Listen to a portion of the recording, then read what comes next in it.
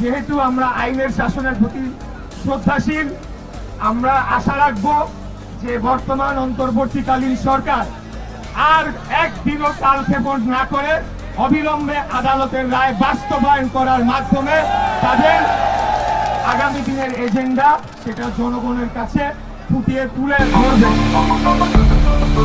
আমাদের নির্দেশনা এরকম যেহেতু আমরা রায় পেয়েছি, আমরা এটি নিয়ে কাজ চলছে। যদি আবারও টাল বাহানা করে এই সরকার, আবারও টাল ক্ষেপণ করে, তাহলে কালকে সকালেই আবার আমরা এখানে এসে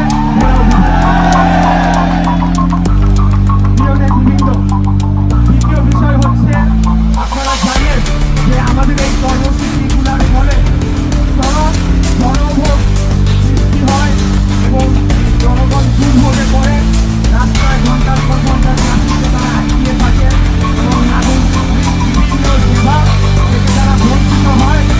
এই ঘটনাটি ঘটে, সেটার জন্য আমাদের নেতা এবং আমরা দুজনেই ঢাকার সাধারণ জনগণের কাছে আমরা আন্তরিকভাবে ক্ষমা প্রার্থনা করছি। পাশাপাশি এটাও বলে দিতে চাই যে শুরুতেই তো এটা আমাদের পরিকল্পনার অংশ ছিল না। বর্তমান সরকার তারা